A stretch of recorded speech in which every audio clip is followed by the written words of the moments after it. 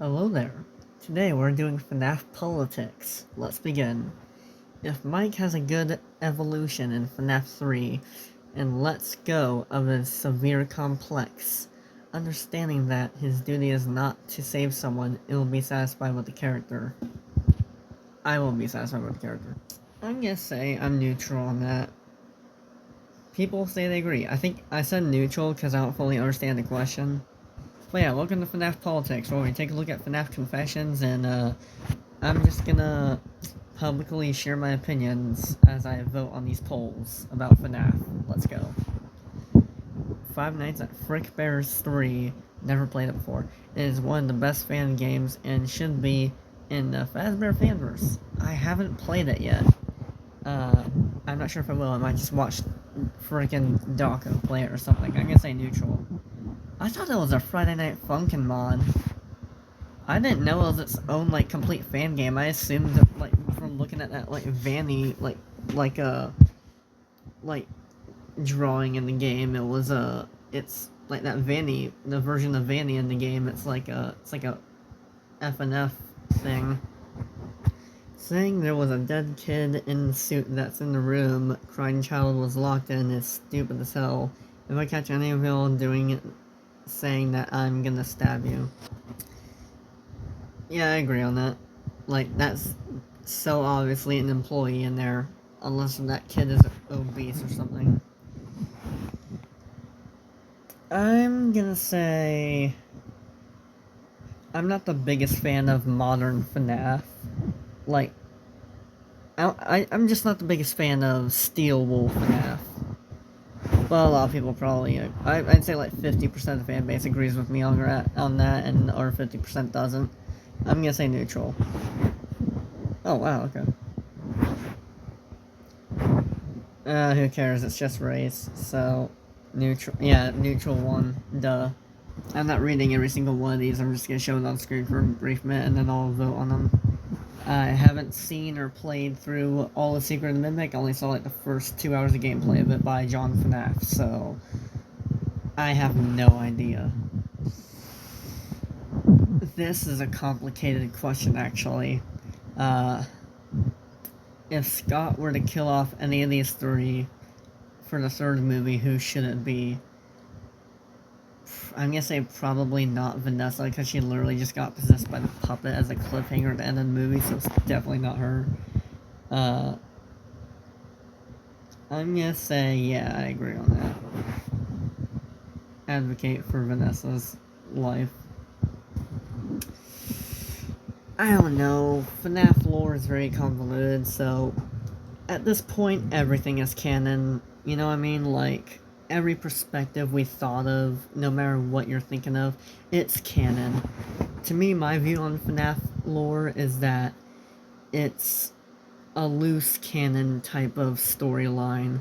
Like, it's a kind of story where the creator says, like, hey, here's a story. I have no idea what it's about, so you make it yourselves.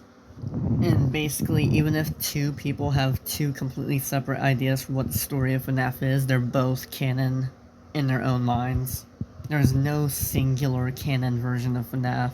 It's all a bunch of, like, millions of different canons of FNAF. Just all existing in different people's minds. There is no sacred version of the story. That's the way I think of it. If you mean the older games, well, the older game, then yeah. But the newer Evergreen, I kind of like it, so I'm gonna say neutral, because I don't exactly know what you're talking about there. Oh wow, that's a tie. Not my favorite animatronic, it's kind of mad, but, sure, why not? I mean, people got opinions, you know what I mean? Yeah, there you go. True, they're still alive. Yeah. You know what? Yeah. Yeah. This is a very interesting way to look at it. Huh. So then, who did die in the bite of 87? But like I said, everyone's viewpoint of the lore is canon.